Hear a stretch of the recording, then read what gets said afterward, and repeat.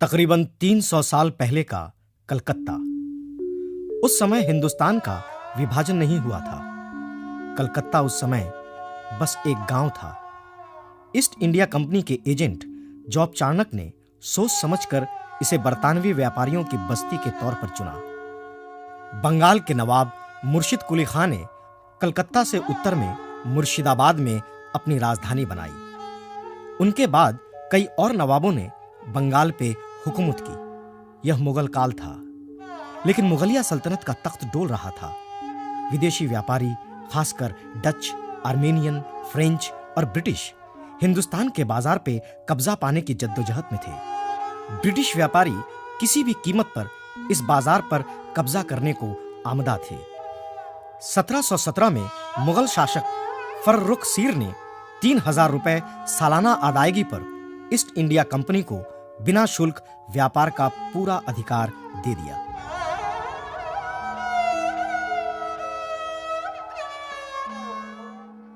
हमारी कहानी शुरू होती है जब अलीवर्दी खां की हुकूमत का आखिरी दौर चल रहा था। अलीवर्दी खां, मिर्जाफर, सिराजुद्दौला, इन सब की तस्वीरें हमें नहीं मिलती, सिवाय 2 एक तैल चित्र के जो कि ब्रिटिश चित्रकारों द्वारा तैयार किए गए थे। उनके द्वारा इस्तेमाल की जाने वाली पोशाकें आज दुर्लभ हैं। यहां तक कि उस समय जंग में इस्तेमाल किए गए 2 एक हथियारों को छोड़कर बाकी सभी का कोई भी प्रमाणिक अस्तित्व नहीं है। हमने इस डॉकू ड्रामा में उस समय को पकड़ने की एक छोटी सी कोशिश की है। अलीवर्दी खां, मिर्जाफर, सिराज, इनकी तस्वीरों को मद्देनजर रखते हुए हमने चरित्रों का चरित्रायन किया है।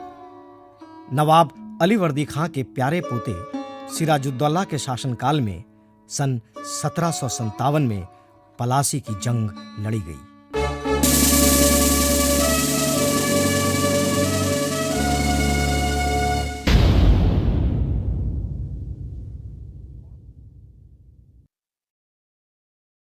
अपनी मौत से कुछ बरस पहले नवाब अलीवर्दी खां बीमार पड़ गए।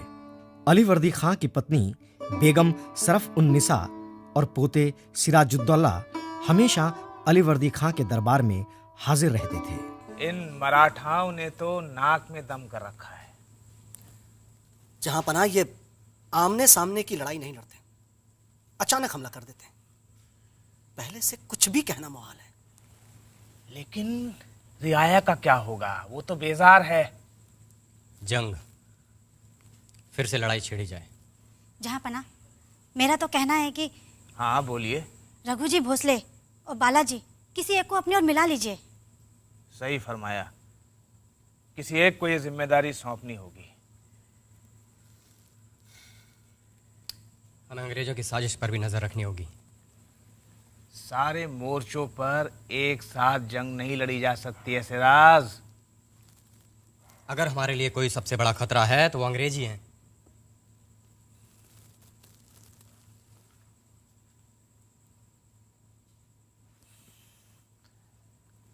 इतिहासकारों ने सिराज की लापरवाह जिंदगी की बहुत सी घटनाओं का उल्लेख किया है। ज्यादातर लेखकों ने अपने लेखों में सिराज को एक बदमिजाज, दुष्चरित्र, क्रूर और अय्याश नवाब के रूप में दर्शाया है। परंतु इतिहासकार अक्षय कुमार मोइत्रोई ने विभिन्न प्रमाणों को दर्शाते हुए इन सारे लेखकों के लेखों का खंडन किया है। क्या सोच रहे हैं नवाब साहब? भाई क्यों हंस रहे हो तुम लोग? खुशी है, जवानी है।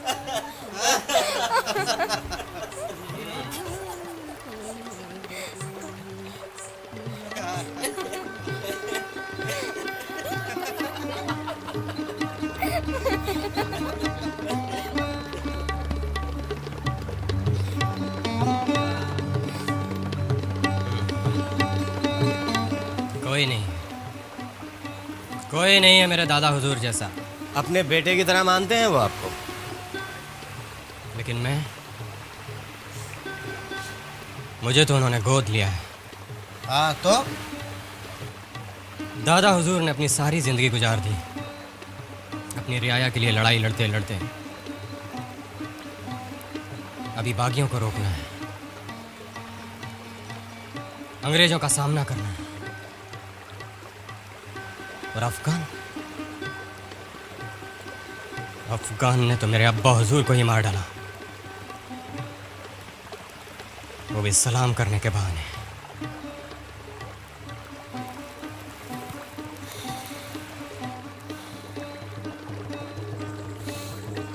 चलो हीरा झील लौट चलो।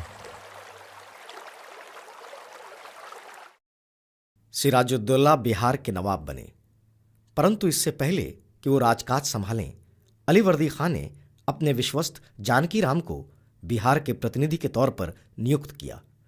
अपने मालिक के हुक्म को मानते हुए जानकी राम ने पटना के किले को अपनी देख रेख में संभाले रखा। ये बात सिराज को नागवार गुजरी। अच्छा होता जो आपने मुझे नवाब न बनाया होता। नवाब तो मैं बस नाम के लिए रह गया हूं, एक मजाक की चीज। नहीं समझे तुम नवाब हो, लेकिन नवाब भी वक्त का मोहताज होता है। लेकिन मेरी परख कैसे होगी अगर मुझे हुकूमत करने का मौका नहीं मिलेगा तो? क्या होगा जो जानकी राम थोड़े ही दिनों में और ज्यादा ताकतवर हो जाएगा? मेरी समझ में नहीं आता। आपने मीर जाफर और अताउल्ला दोनों को ही बख्श दिया, जिन्होंने आपके खिलाफ जान से मारने की साजिश रची थी। मुझसे क्या उम्मीद करते हैं आप? हर महीने चुपचाप तनख्वाह लेता रहूं और दरबार में बैठे बैठे अपना वक्त गुजारता रहूं? वक्त तुमको सब कुछ सिखा देगा सिराज। आप यहीं रहिए, मैं मुर्शिदाबाद रवाना होता हूं। सिराज ने अलीवर्दी खान से झूठ कहा कि वो मुर्शिदाबाद लौट रहा है। दरअसल वो पटना के किले पर कब्जा करने के लिए रवाना हो चुका था।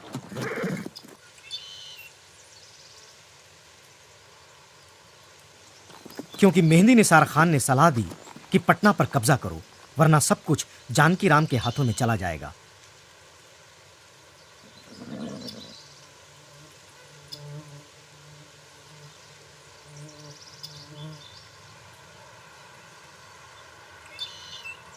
सिराज की फौज ने पटना के किले पर हमला तो किया, मगर वो कब्जा नहीं कर पाए।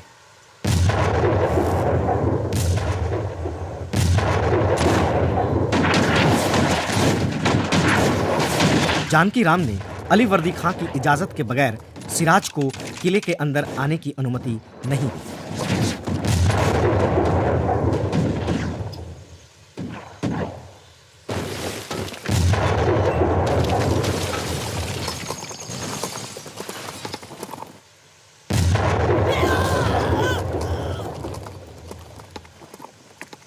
इस जंग में निसार खान मारा गया। सिराज की फौज पीछे हट गई, मगर सिराज अलीवर्दी खां के पटना आने की उम्मीद पर बैठा रहा।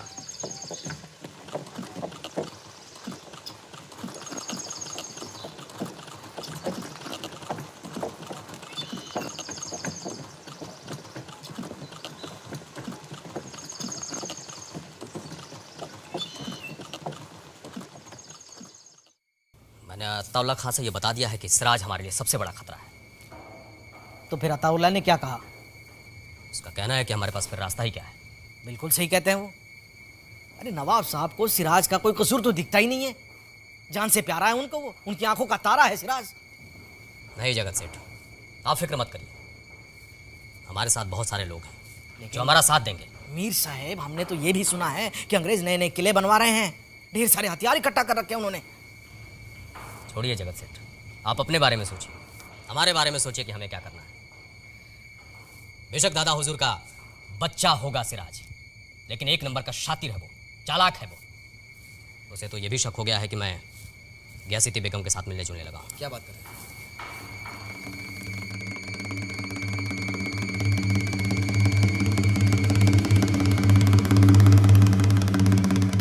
आइए आइए राजवल्लभ जी, आइए आइए, तशरीफ रखिए। नमस्कार।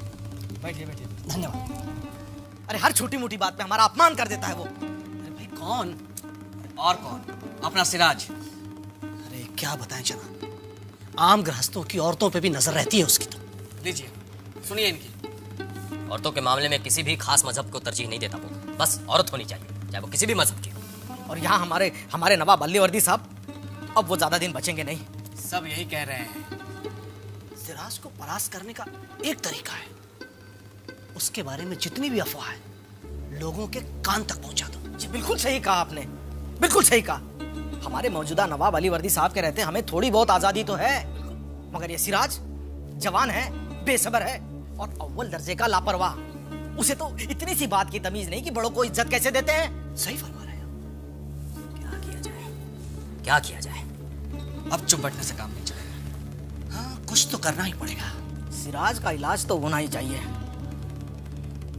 बिल्कुल ठीक है, आप लोग फिक्र मत करिए। यह सिद्दी बेगम का भी कहना है कि वो हमारा भरपूर साथ देंगे। देखिए आप लोग बिल्कुल फिक्र न करिए। अंग्रेज़ों का यह कहना है कि वो हमारा साथ देंगे तो हम उनका भी साथ देंगे। अल्लाह ताला ने चाहा तो हम सिराज का इलाज कर देंगे। राज दुर्लभ जी, आप पटना का व्यापार संभालेंगे।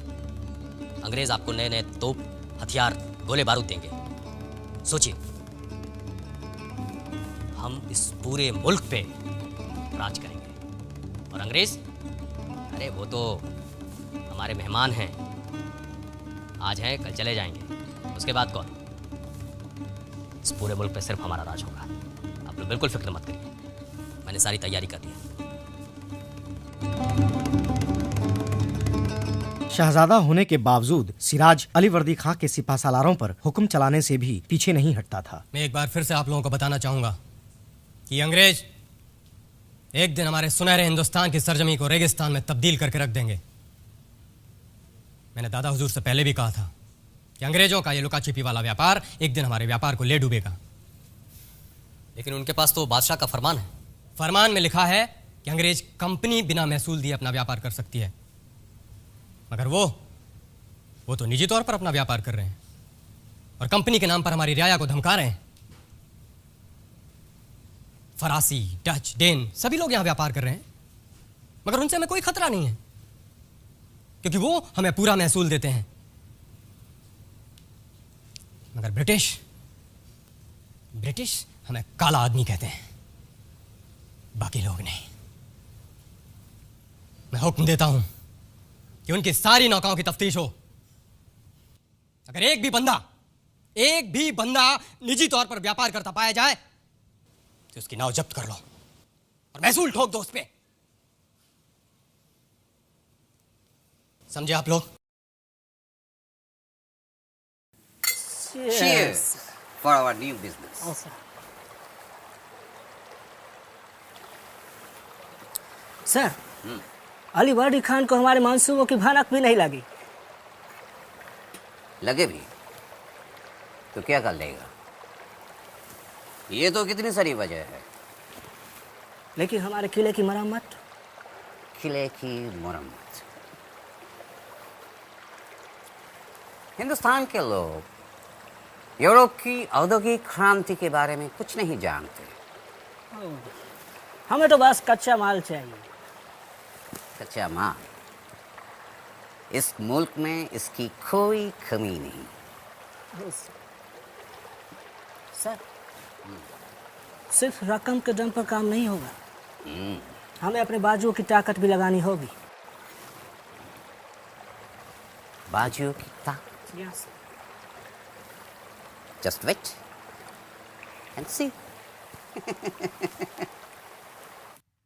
पटना के किले पर सिराज का कब्जा न हो सका, पर सिराज अली वर्दी खां के इंतजार में बैठा रहा।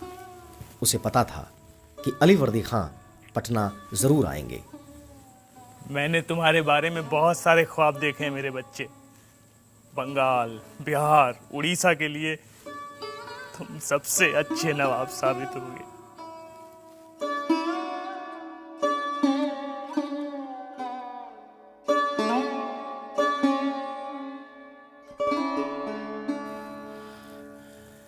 मीर जाफर, तुम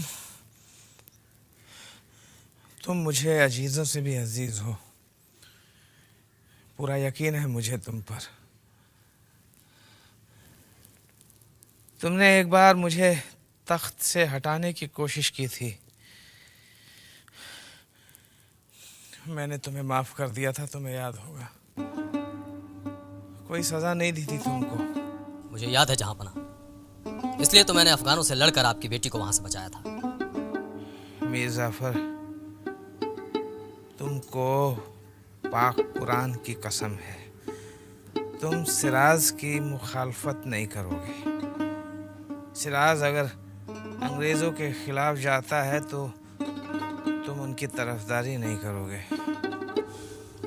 मुझे पाक कुरान का वास्ता है, अगर सिराज अंग्रेजों से जंग लड़ेंगे तो मैं उनके खिलाफ हथियार नहीं उठाऊंगा।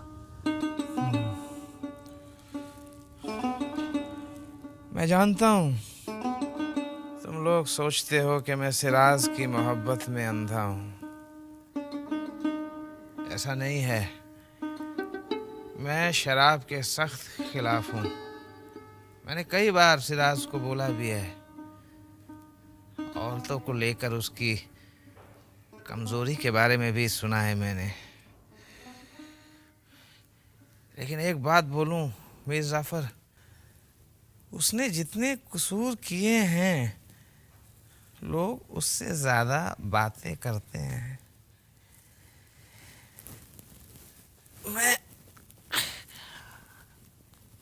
मैं उसकी कमजोरियों की तरफदारी नहीं कर रहा हूं, ना ही उसकी वकालत कर रहा हूं। लेकिन मैं अपने तजुर्बे से एक बात जानता हूं। मैंने सिराज में एक बच्चों की सी मासूमियत देखी है, और उसी मासूमियत के बल पर उसने बहुत पहले समझ लिया था कि अंग्रेज लोग हमारे खानदान को नेस्त नाबूद कर देना चाहते हैं। उसने बहुत पहले जान लिया था कि कौन लोग साजिश कर रहे हैं। जहांपना, आपको शक है? आपको शक है कि मैं साजिश कर रहा हूं?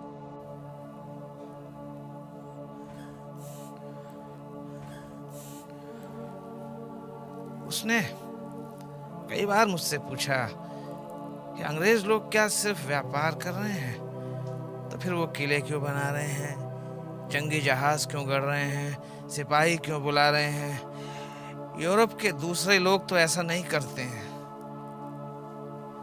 मैंने खुलकर कभी भी उसकी तरफदारी नहीं की, लेकिन शक के बादल दिमाग में मंडराते रहे। तुम्हें याद होगा इस बारे में मैंने अंग्रेजों को कोई खत भी लिखे थे। बहुत सारी बातें दिमाग में आती हैं मीर जाफर, बहुत सारी बातें आती हैं। तुम जा सकते हो।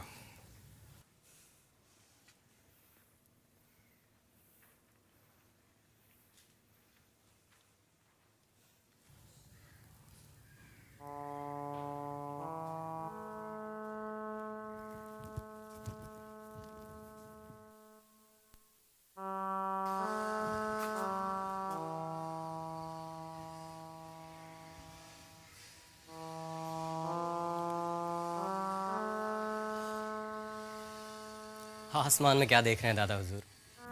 काले बादल।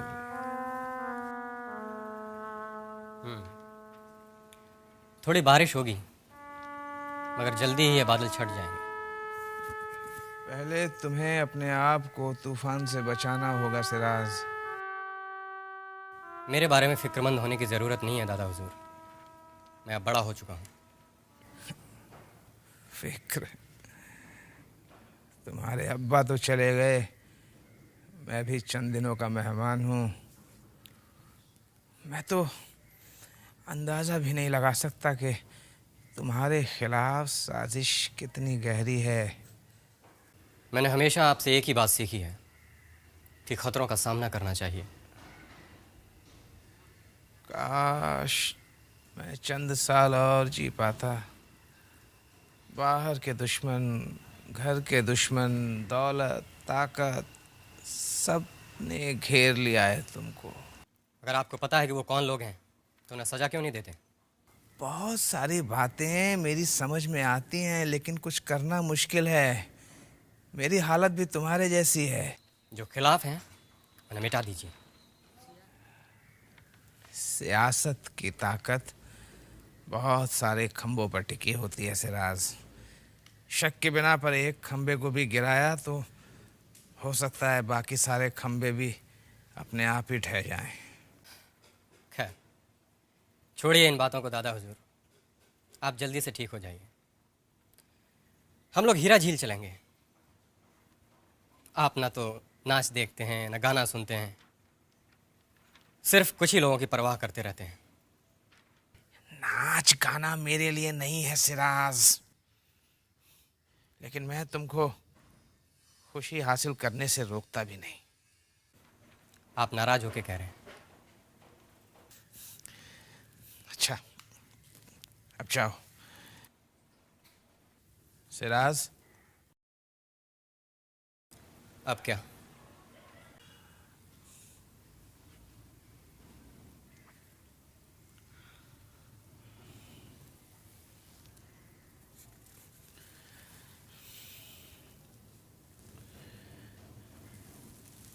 कुरान पर हाथ रखो। ताज्जुब है, जब आप मेरी उम्र के थे तो क्या हाथ में कुरान रखा करते थे? हाथ रखो।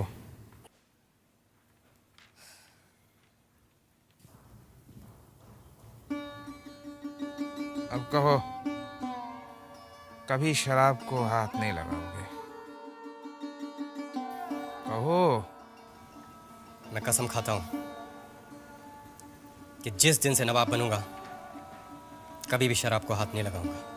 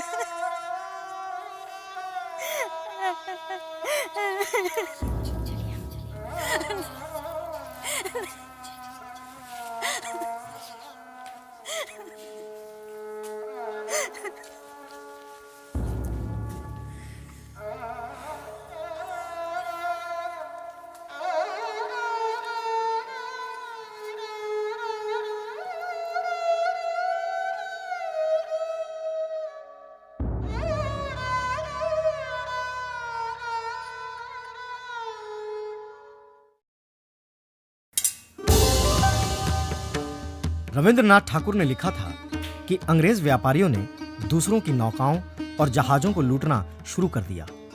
कंपनी के अधिकारियों और उनके रिश्तेदारों ने बिना महसूल दिए अपना निजी व्यापार शुरू कर दिया। ऐसे वक्त में सिराज ने राज्य संभाला और अंग्रेजों की कारगुजारियों से बहुत सख्ती से पेश आए। गर्वान्वित नवाब और लालची विदेशी व्यापारियों के बीच संघर्ष की शुरुआत हो गई। नवाब सलामत रहे। सलामत रहे, सलामत रहे, सलामत रहे, सलामत रहे।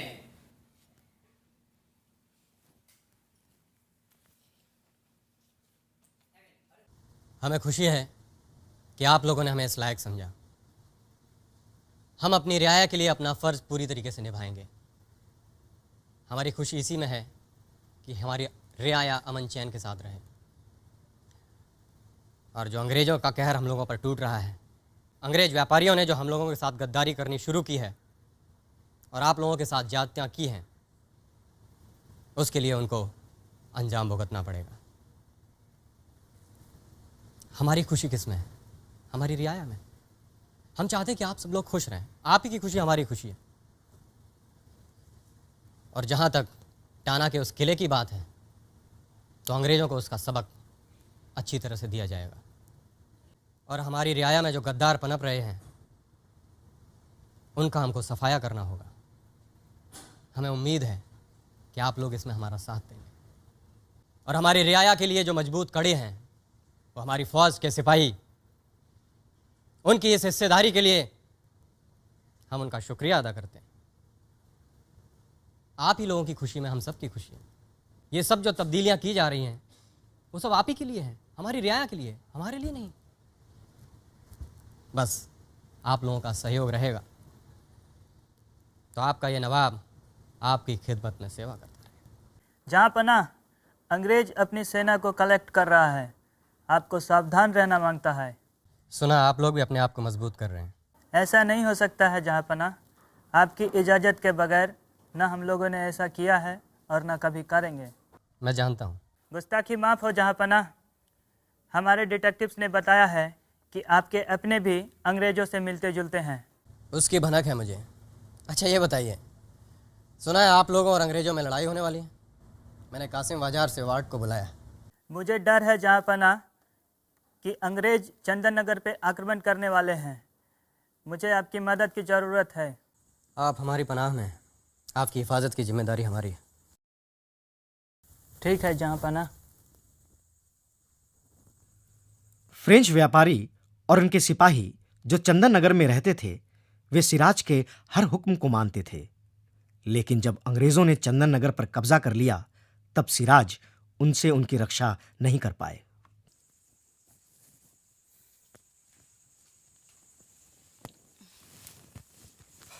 हर वक्त फिक्र में डूबे रहते हैं।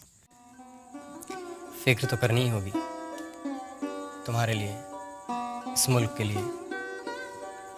समझ नहीं आता किस पर भरोसा करूं, किस पर नहीं।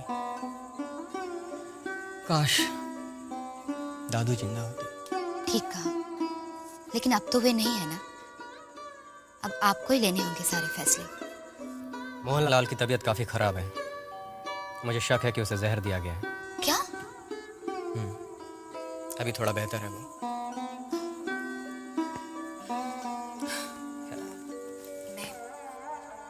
मैं आपसे कुछ कहना चाहती थी। दादा हुजूर भी दादी जान से इसी तरह बात किया करते थे। जंग के मामलों में भी वो उनसे राय लिया करते थे। तुम भी मुझसे कह सकती हो। नहीं नहीं, मैं आपको सलाह देना नहीं चाहती। क्यों नहीं?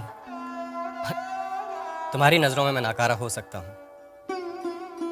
मगर मैंने इस छोटी सी उम्र में ही जिंदगी की बहुत सारी हकीकतों को जाना है। मैं तुम्हें दिलो जान से चाहता हूँ, दीवानों की तरह प्यार करता हूँ। बोलो, क्या कहना चाहती हो तुम? तुम्हारी मेरे लिए बहुत ही अहमियत है। मैं जानती हूँ नवाब के बारे में बहुत सी अफवाहें यूं ही फैल जाया करती है। मैंने आपके और रानी भवानी की बेटी तारा सुंदरी के बारे में बहुत कुछ सुना है। एक वक्त था जब मुझे बहुत ही अच्छी लगती थी, मगर यकीन मानो मैंने उसके साथ कोई नाइंसाफी नहीं की। लोग चाहे यकीन करें या ना करें, मगर मुझे यकीन है कि तुम मुझे समझ सकती हो। आप लोग तो जानते ही हैं, कलकत्ते से 2.5 कोस दूर भागीरथी के पश्चिमी किनारे पर टाना में हमारा एक छोटा सा किला है। अंग्रेज व्यापारियों ने 13 जून को उस किले पर कब्जा कर लिया और हमारे हथियार पानी में फेंक दिए। उसके बाद अच्छी खबर तो यह है कि हुगली के फौजदार ने अगले ही दिन उन्हें वहां से खदेड़ दिया। तो अब आप क्या चाहते हैं नवाब? आप सभी अक्लमंद हैं। मैं क्या चाहता हूं इस बात का अंदाजा आपको हो ही गया होगा। नवाब, कहीं आप कलकत्ते पर हमला तो नहीं करना चाहते? क्यों ना करें हमला? ये ठीक नहीं होगा।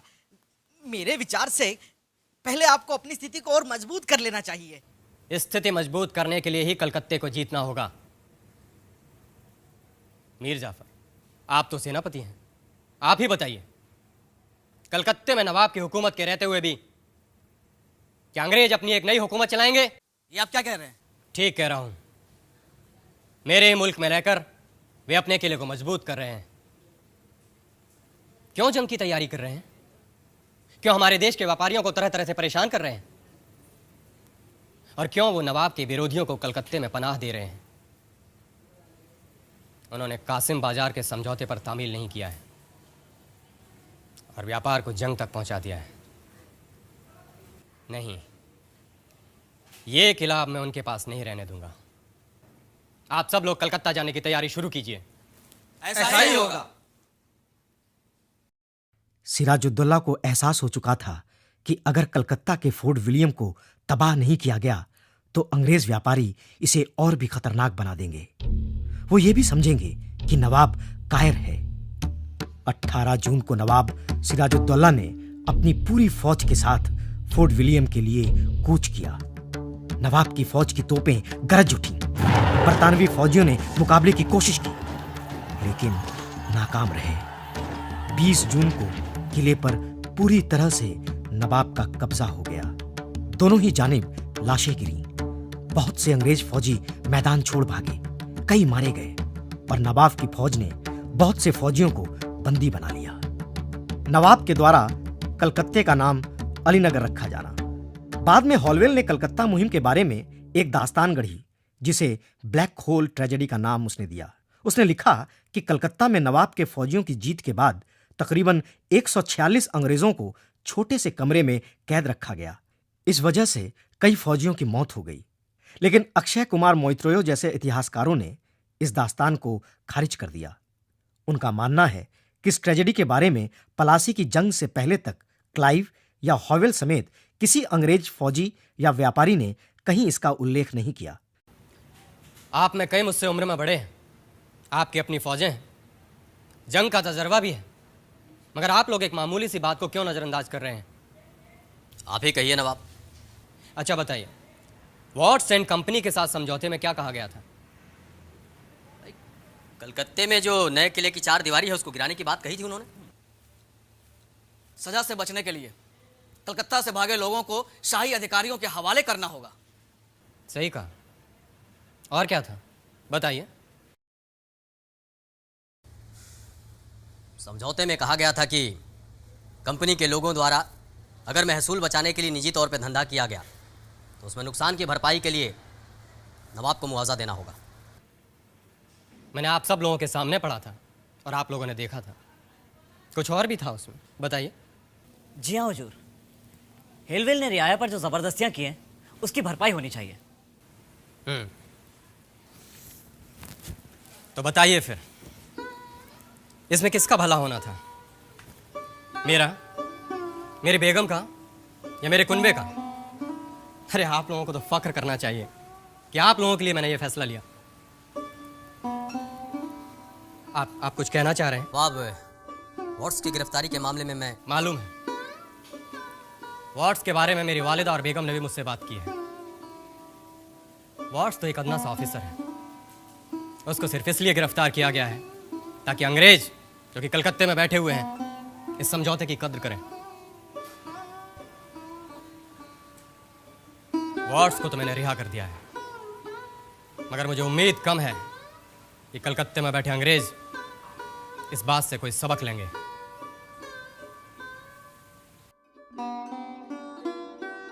कलकत्ता की कामयाब मुहिम के बाद सिराजुद्दौला ने अवाम की भलाई के लिए वक्त देने का इरादा किया, लेकिन उन्हें मौका नहीं मिल सका क्योंकि षड्यंत्रकारियों की मदद से अंग्रेज व्यापारियों और भाड़े के सिपाहियों ने कलकत्ता पर फिर से कब्जा करने का फैसला किया। इस बार अंग्रेज कब्जा करने में कामयाब रहे।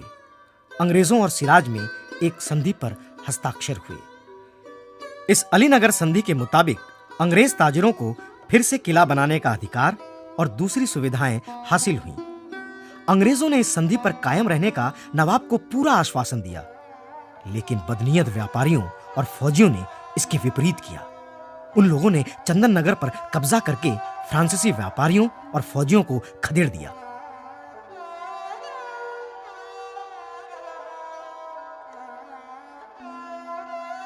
मीर जाफर, जगत सेठ और बंगाल के दूसरे कई साहूकारों की गद्दारी की वजह से रॉबर्ट क्लाइव और उसके साथी अपने सभी मंसूबों पर कामयाब रहे।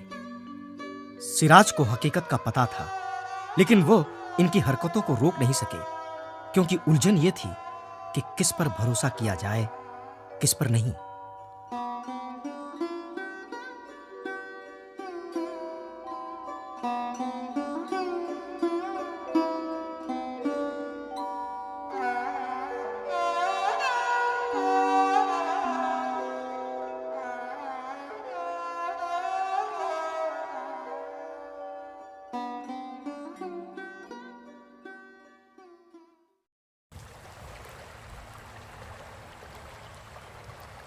नमस्कार। उमेद चंद, तुम मुझे अपना दुश्मन मानता? मैं? तुम्हारा बर्ताव दुश्मनों जैसा है। मैंने तुम्हारा परिचय कितने लोगों से कराया, कपास खरीदने में तुम्हारी मदद की, वो भी सस्ते दामों में, और तुम मुझसे ही किनारा करना चाहते हो? लेकिन इसकी कीमत तो चुकाई है हमने। हाँ हाँ, बयाना दिया है, सिर्फ बयाना। और तुम्हें अच्छी तरह मालूम है कि तुम्हें माल कितने सस्ते दामों में मिल रहा है। तुम भी तो रकम कमा रहा है, जायदाद बना रहा है। हाँ हाँ, बना रहा हूँ, लेकिन मेरी कमाई तुम फिरंगियों की मदद के बगैर कभी रुकती नहीं। बहुत खूब। अब मैं चलूँगा, लेकिन एक बात याद रहे, नवाब सिराज तुम पे ज़्यादा भरोसा नहीं करते। उमेद चंद, मुझे ये मत समझाओ कि मुझे क्या करना है। एक बात याद रहे, बंगाल में तुम्हारा व्यापार मेरी मदद से शुरू हुआ है। उमेद चंद, जुबान संभाल के बात करो। Get out now. आउट। चलता हूँ। नमस्कार। यद्यपि अमीर चंद उर्फ ओमी चंद अंग्रेज व्यापारियों के द्वारा बुरी तरह से जलील किए जाते थे, फिर भी उन्होंने सिराज के खिलाफ अंग्रेजों की ही मदद की। अंग्रेजों ने उन्हें झूठा दिलासा दिलाया कि सिराज के बाद अंग्रेज उन्हें ही नवाब बनाएंगे। अंग्रेजों ने मीर जाफर, जगत सेठ, राय दुर्लभ, अमीर चंद उर्फ ओमी चंद से साठ गांठ कर सिराज का तख्ता पलट करने का फैसला कर लिया। मैं आप सबको पहले बता चुका हूं कि मैंने 2 कागजात तैयार किया है। The first one is original, असली, जिसमें मैंने वादा किया है कि मीर जाफर सिराज के बाद नवाब बनेगा। असल में वो होगा हमारा गुलाम। और दूसरा है जाली, नकली, जिसमें मैंने वादा किया है कि उमीद चंद नवाब बनेगा। Very nice. बट अगर हमारे लंदन ऑफिस को ये सब पता चला तो? No, not at all. काम खत्म हो जाने के बाद पता चलेगा और वो समर्थन भी करेगा। गुड। हमारे सैनिकों द्वारा कलकत्ता और हुगली जीतने के बाद हमारी ताकत और बढ़ी है। Yes. चंदन नगर में फ्रेंच को करारी शिकस्त मिली है। स्वागत है ओमी चंद। हवा भी आपकी ओर बह रही है हुजूर। Yes, that's right. Now come to the point. Listen carefully. ये है पलाशी का आम बगान, जहाँ पर हमारे फौज इकट्ठा होंगे। यहाँ उत्तर से दक्षिण तक 1600 यार्ड है और पूरब से पश्चिम तक 600 यार्ड है। बदमाश फ्रेंच। नो, फ्रेंच बंदूकबाज नवाब के करीब होगा। मीर जाफर की ओर से सब ठीक है? कोई चिंता करने की जरूरत नहीं है। No problem at all. लेकिन उसकी फौज? उसकी तरफ से भी नहीं। यार लतीफ और राय दुर्लभ भी हमारे ऊपर हथियार नहीं उठाएगा। सब तो डरने की कोई बात नहीं है। नो नो, डरने की बात है। यस, अगर नवाब का विरोध करने वालों ने नवाब को धोखा नहीं दिया तो हम जंग नहीं जीत पाएंगे। But it's so dangerous. लेकिन हम कटवा से कूच कर चुके हैं। हमें और इंतजार नहीं करना चाहिए। हम कलकत्ता और चंदन नगर जीत चुके हैं। हमारे सैनिकों का उत्साह चरम पर है। हम इसे कम नहीं होने देंगे। ऐसा ही होगा।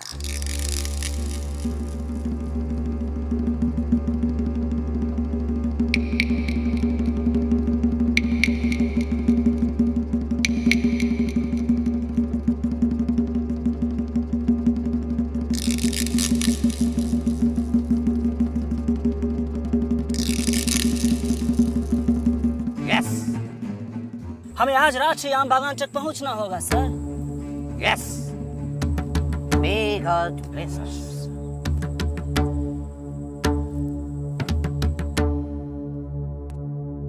सिराज ने भी जंग की ठानी और पलासी की तरफ फौज कूच कर गई।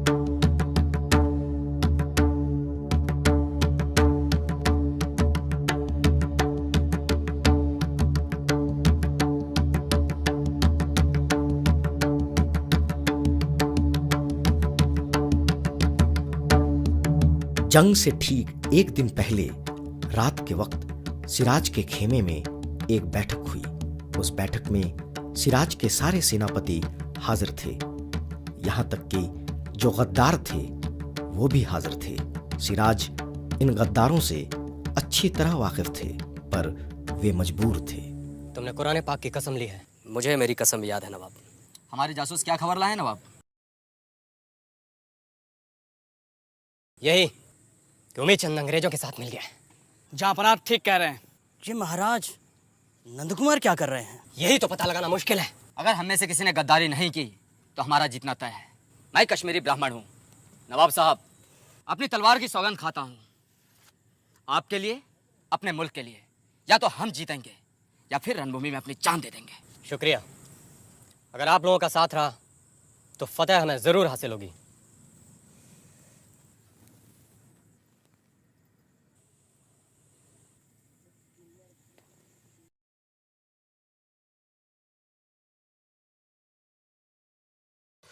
तेईस जून 1757 की सुबह 7 बजे उमसाई गर्मी के दौरान जंग का आगाज। Take your position.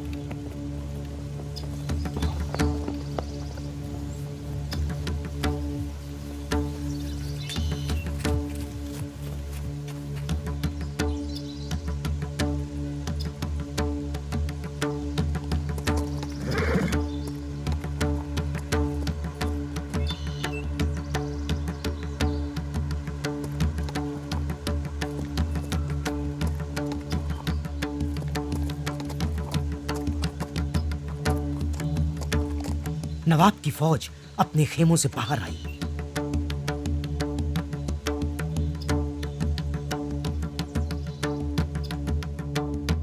और बरतानवी कैंप पर जोरदार हमला किया।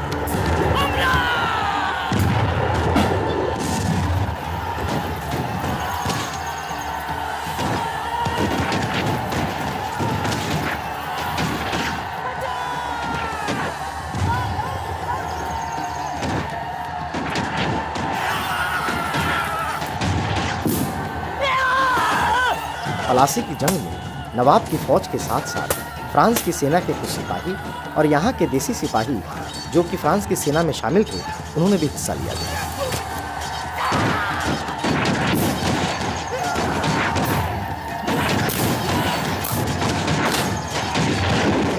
मिर्जाफर, राय दुर्लभ और यार लतीफ ये तीनों मौजूद तो थे, लेकिन इन्होंने पलासी की जंग में हिस्सा नहीं लिया। ये तीनों चुपचाप खड़े जंग का जायजा लेते रहे। इधर ब्रिटिश फौज ने एक और कारगुजारी की। उन्होंने इन तीनों को डराने के लिए उनके खेमों के बाहर गोलों के धमाके शुरू कर दिए, ताकि वो नवाब की ओर से लड़ाई न लड़ सकें।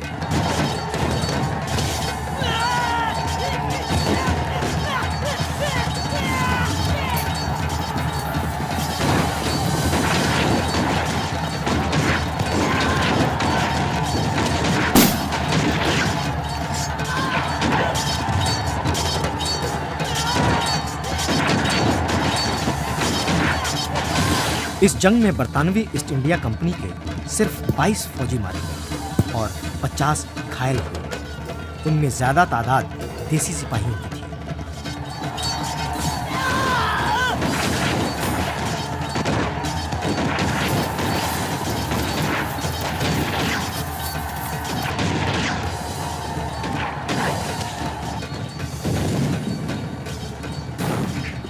उमीचंद, हमने गलती की तुम पे भरोसा किया। तुमने कहा था कि जंग बहुत छोटी सी हो। हुजूर, लड़ने वाले सारे सैनिक मीर मदन और मोहनलाल के हैं। इनको हटाया मतलब अपना काम हो गया। और मीर जाफर, राय दुर्लभ, यार लतीफ, ये सब हुजूर, ये सब तो आपके दास हैं। दास। उधर से एक भी गोला आते हुए देखा आपने? नहीं, वो तो नहीं देखा। ठीक है, तुम एक काम करो, तुम जाके आम बागान में छिप जाओ, कोई तुम्हें देख ना पाए। जाओ।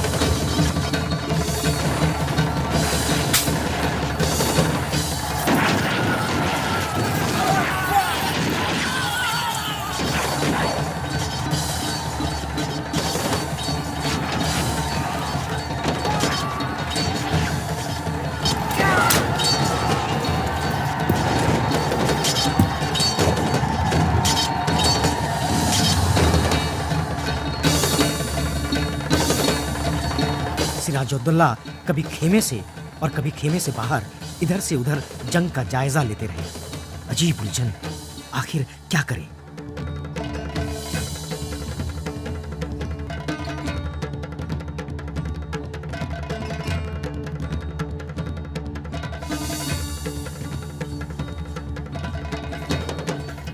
ये क्या हो रहा है?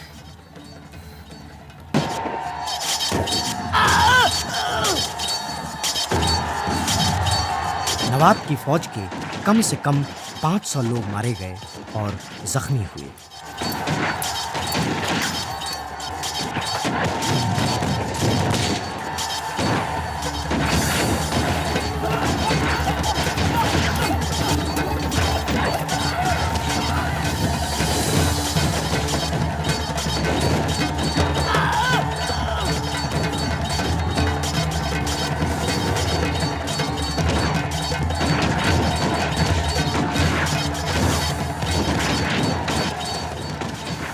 मीर जाफर को बुलाओ। 18वीं शताब्दी के इतिहासकार गुलाम हुसैन ने लिखा है कि मीर जाफर खान अपने लश्कर के साथ असल फौज से कुछ दूर बाएं खड़ा था। अगरचा सिराजुद्दौला ने उसे अपनी तरफ आने का हुक्म दिया, लेकिन वो अपनी जगह से नहीं हटा।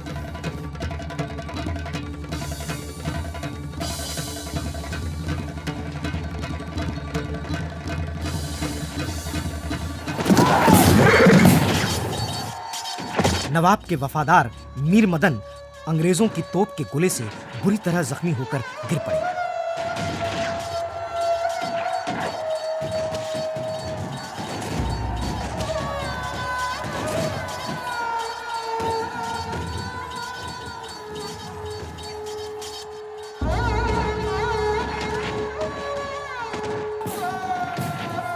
इस जंग में मीर मदन की मौत हो गई और नवाब सिराजुद्दौला भीतर ही भीतर टूट गए।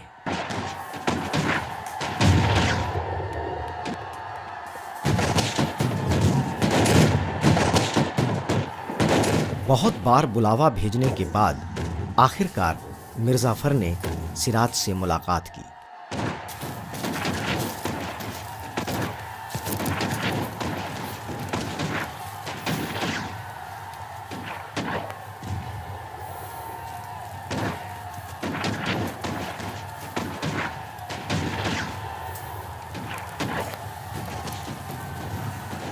तुम्हें अपनी कसम याद है ना? मीर जाफर को अपनी कसम याद है नवाब। तो ठीक है, जाओ और लड़ो और इन अंग्रेजों को उखाड़ फेंको। दिन खत्म होने को नवाब, बेहतर होगा कि आप जंग को खत्म करने का हुक्म दें। कल सुबह सुबह हम उन पे हमला बोलेंगे। मोहनलाल को भी आप बुलवा लीजिए। ये क्या कह रहे हो तुम? दुश्मन पीछे हट रहा है, यही मौका है वार करने का। कहीं ऐसा ना हो कि कल हमें लेने के देने पड़ जाएं। ये मीर जाफर क्यों है नवाब? आप बिल्कुल फिक्र न करें, हम दुश्मनों को जड़ से उखाड़ कर फेंक देंगे।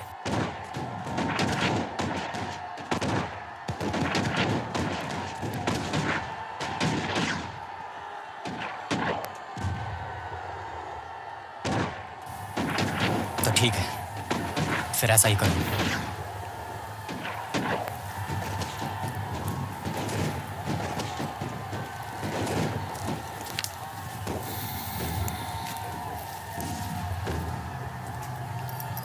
मोहनलाल को बुलाओ।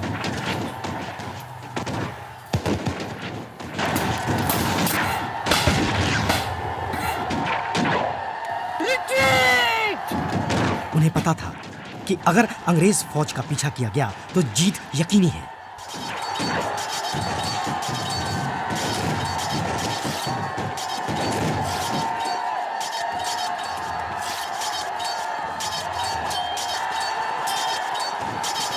काश वो मीर जाफर पर भरोसा नहीं करते और अपने वफादार मोहनलाल को वापस नहीं बुला लेते, जो तन्हा बहादुरी से लड़ रहे थे। अचानक हुई थोड़ी सी बरसात से नवाब की फौज की कुछ रसद बर्बाद हो गई। इस वजह से भी नवाब की फौज को थोड़ा नुकसान पहुंचा था। क्या बात है रायदुल्ला? जहाँपना, मुझे तो लगता है कि अब आपको मुर्शिदाबाद वापस लौट जाना चाहिए, वरना हम जंग हार जाएंगे। हमें राजधानी को हर हाल में बचाना चाहिए। अब मैं चलता हूँ। ये क्या हो रहा है? मेरे कहने पर सारे लोगों ने अपने खजाने खोल दिए।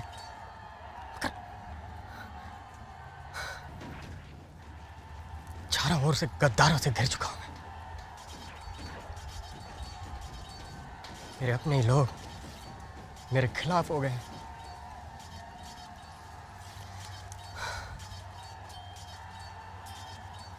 अंग्रेजों ने उन्हें तोड़ दिया है। कुछ ना कुछ तो करना ही होगा।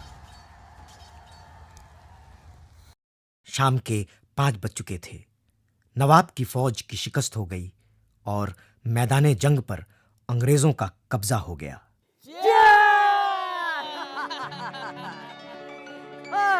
सिराज की इस शिकस्त का जश्न अंग्रेजों ने बड़े जोर शोर से मनाया। इस जश्न में मीर जाफर से लेकर बाकी सभी बागी शामिल हुए। मीर जाफर, हम जंग जीत गए। Congratulations! उम्मीद चंद, Mir Jafar, let's have a dance!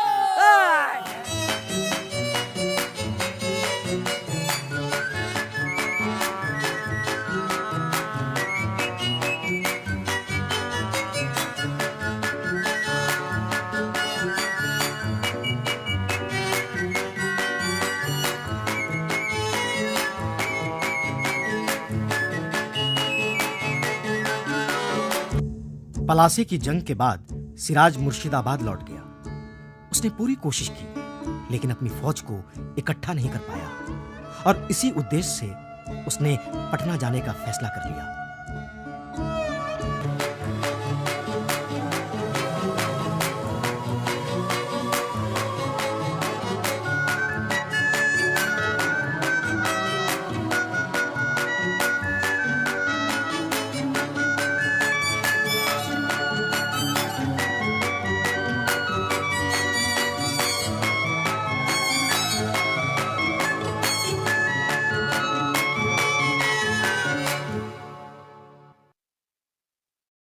नवाब सिराजुद्दौला मुर्शिदाबाद से निकल पड़ा लेकिन भगवान गोला में दुश्मनों की गिरफ्त में आ गया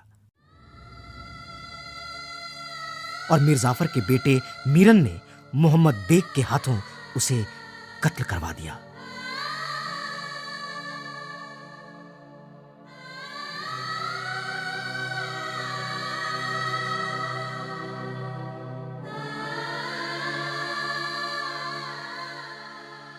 पलासी की जंग को उन घटनाओं का आरंभ समझा जाता है जिससे भारत में अंग्रेजों के आधिपत्य और उनकी जीत का दौर शुरू हुआ। कर्नल मेल्सन ने एक जगह लिखा था, सिराजुद्दौला की गलती चाहे जो भी रही हो लेकिन उसने कभी अपने मुल्क का सौदा नहीं किया। यही नहीं, 9 फरवरी और 23 जून के बीच जो कुछ हुआ उसका फैसला करने वाला कोई गैर जानिबदार अंग्रेज मुंसिफ भी इस बात से इनकार नहीं कर सकता कि सिराजुद्दौला का नाम मर्यादा और प्रतिष्ठा के पैमाने पर क्लाइव से कहीं ऊपर है। इस दुखद घटना के महत्वपूर्ण किरदारों में सिर्फ वही एक ऐसा किरदार था जिसने छल फरेब देने की कभी कोशिश नहीं की। यार आज का वीडियो बहुत इंटरेस्टिंग होने वाला है क्योंकि मैं अभी हूँ बंगाल का एक हिस्टोरिकल प्लेस, आप देख सकते हो, ये पलासी पे हूँ, जहाँ पे नवाब सिराजुद्दौला के साथ अंग्रेजों का जो बैटल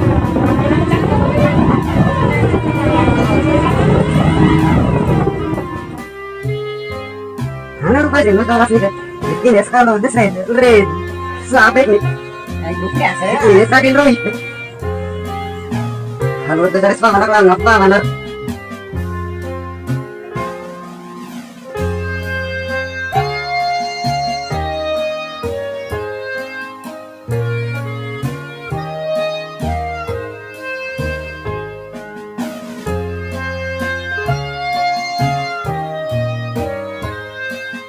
तो यार यही है वो जगह जहाँ पे सिराजुद्दौला के साथ इंग्रेज का बैटल हुआ था, बैटल ऑफ पलासी 1797 में। और आप देख सकते हो ये जगह पूरा यहाँ पे कभी नहीं आए। पहली बार हम हमारे जगह पे हम पहले बार आए। उनका जगह पे वो पहली बार आ रहे हैं और मैं तो बहुत दूर से आया हूँ। मेरा बात तो छोड़ो यार।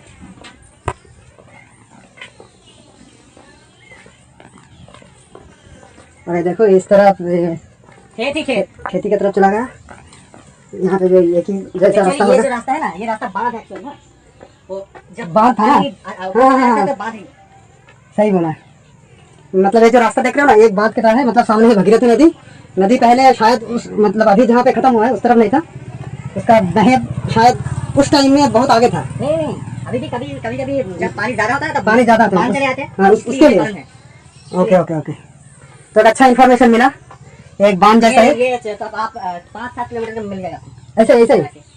ओके ये जो रास्ता जैसे देख रहे हो ना, ये 5-7 किलोमीटर मिल जाएगा भाई बता रहे। और एक बांध का तरह ये काम करता है। जब बारिश में मतलब सब बांध हो जाता है ना, नदी खुल जाता है, बांध हो जाता है।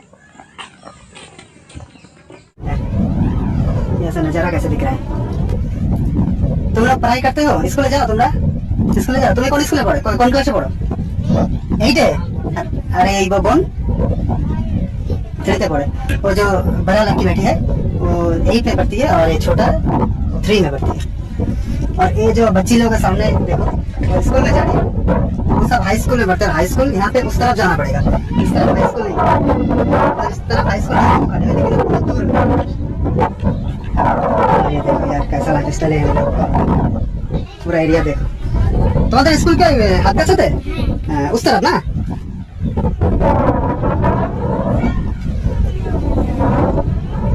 यार यहाँ का लाइफ स्टाइल आप देखो,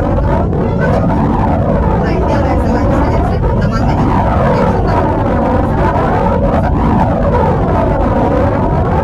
इस तरफ जाएंगे, उस तरफ जाके भी आपको दिखाएंगे पूरा लाइफ स्टाइल कल्चर पूरा कैसा है इस एरिया का। तो चलो यार सामने हम घाट की तरफ जाएंगे अभी। देखो एक मोड़ जैसा है, एक छोटा सा बाजार है लेबो खाड़ी का। तो यहाँ से ही घाट है।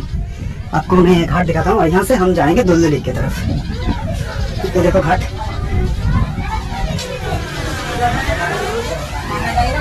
देखो बहुत सारे लोग यहाँ से ही पार होता है। यहाँ से पार होके उस तरफ जाएंगे सब लोग। तो कोई यहाँ से जा रहा है भंडारकली की तरफ और यहाँ से कोई जा रहा है दुलदुली की तरफ। तो हम जाएंगे दुलदुली की तरफ। चलो हाँ, दुलदुली चलेगा तुम 3। तो देखो इतना कम टाइम में कितना ज़्यादा लोग हो गए। तो सभी लोग जाएंगे उस पार में, तो हम भी जाएंगे। चलो यार। और यहाँ से बाइक भी पार होता है इस नाव से। ये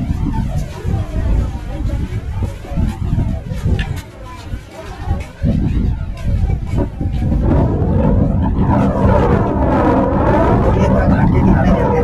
ये पानी अभी भी बहुत बढ़ेगा है ना? जौन बार बनाकर पानी अभी भी ऊपर आएगा।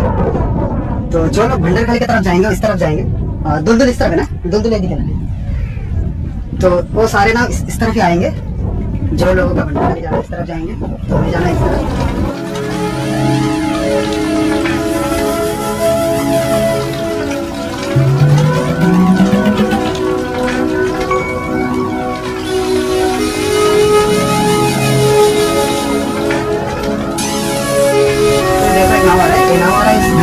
यहाँ से कुछ लोग उतरेंगे और यहाँ से कुछ लोग मतलब ये नाव जाएंगे दुलदुली के घाट।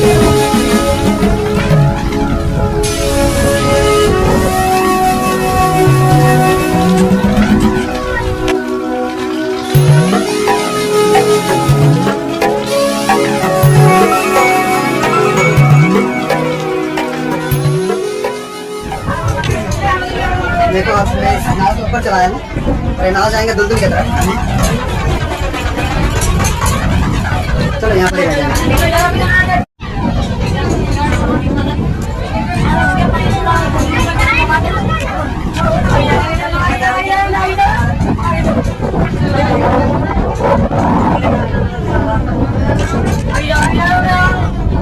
सामने वो नाव देखो, वो नाव आ रहा है पूरा दुलदुली से। अभी वो नाव इस घाट की तरफ आएगा और यहाँ पे कुछ लोग उतरेंगे और यहाँ से कुछ लोग जाएंगे भी, जाके वो नाव जाएगा पूरा भंडारकली की तरफ। तो ऐसा ही यहाँ का व्यवस्था है। तो अभी हमारा नाव देखो इस घाट से सामने दुलदुली की तरफ जा रहा है और इस घाट का नाम है लेबो खाड़ी घाट। और वो जो नाव आप देख पा रहे हो ना पीछे से आया था, वो नाव अभी यहाँ पर आया और फिर से यहाँ से जाएंगे भंडारखली की तरफ।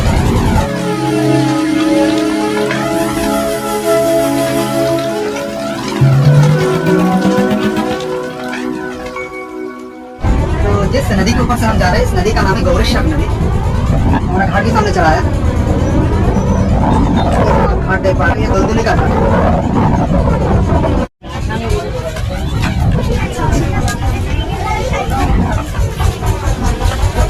अभी हम जिस घाट पे चला है, इस घाट का नाम है दुलदुली का घाट। दुलदुली का जेटी घाट आप बोल सकते हो। अभी मैं हूँ जहाँ पर, ये है दुलदुली के को निकाल लेते हैं जाल में, मछली फंस जाता है। तो यहाँ का लोग मछली को ऐसे ही पकड़ते हैं। और सामने देखो, ये सब मेरे तरफ घूर घूर के देख रहा है, ये क्या कर रहा है। देखो इतना सारा, बहुत ही क्यूट है। देखो यार, यहाँ पे एक आप देख पा रहे हो ना, छोटा छोटा दुकान है। वो अभी एक दुकान है, अभी एक दुकान है, सामने वहाँ पे भी एक दुकान है।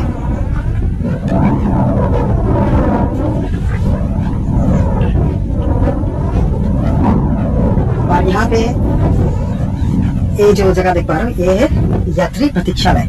यहाँ पे लोग आके बैठेगा, रेस्ट लेगा।